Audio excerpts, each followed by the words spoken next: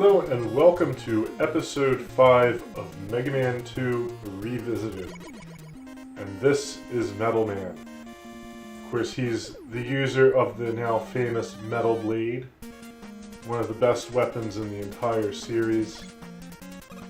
The stage is pretty easy, actually. It does take a little bit of practice. This is, of course, normal mode. I had a hard time getting the timing down of these things, I have to admit that. But once you get used to it, it becomes fairly simple.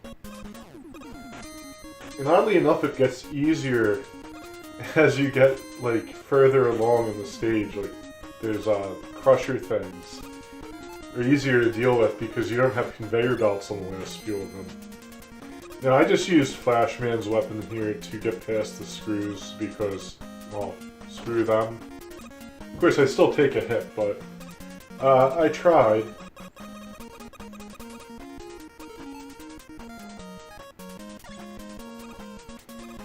Now, the Crash Bomber is really helpful coming up. It's also really pink. I don't know, for some reason I don't really associate the color pink with Crash Man, but for some reason they chose that. They had a limited palette to deal with. Now these guys are pesky. If you can take out the gears, however, they're pretty vulnerable. Actually, they'll just fall off the screen. They're very strange, too. I don't know what they're supposed to be. They look like clowns, that's what I always thought they were. And those things are also vulnerable to the Crash Bomber.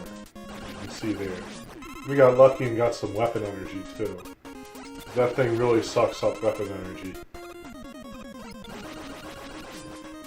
Now, I'm not sure what I did here. Oh, okay. I was getting psyched up for that jump. It's very easy to miss that jump. So maybe the stage isn't as easy as I said it was.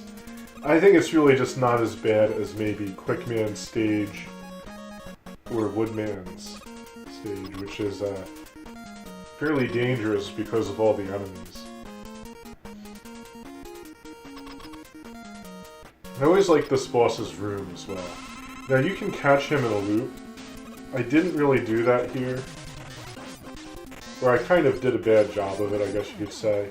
Of course, the quick boomerang absolutely annihilates him. So it really doesn't take much effort to defeat him on normal if you have the quick boomerang. You can also beat him with the Mega Buster. That's very easy to do, especially on normal.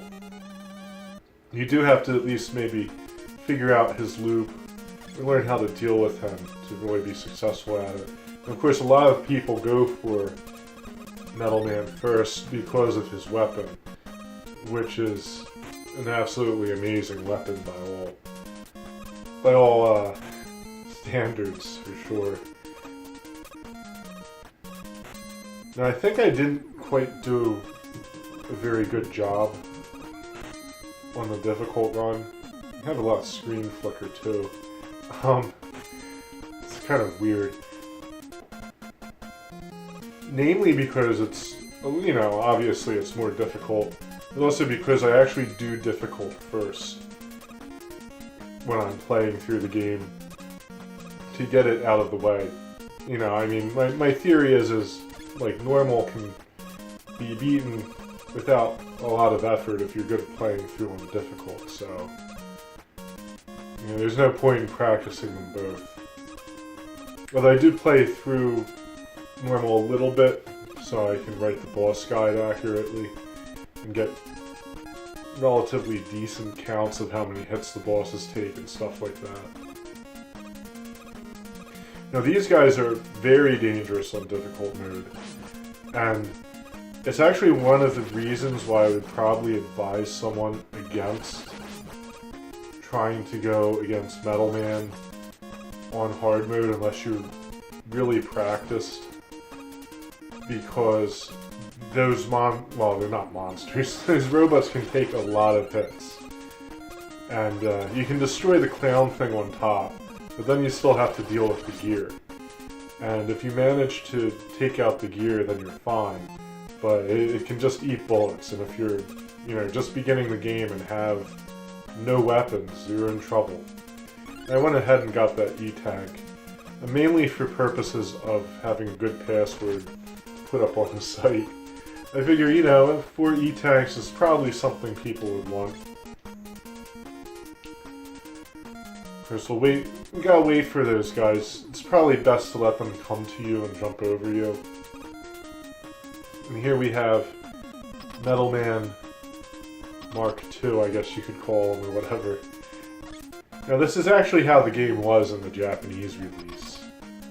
They just made it a little bit easier for the English version and gave people the opportunity to play it on the Japanese mode. As you can see, it takes a lot more hits. I did a pretty sloppy job of fighting him, but I did get him.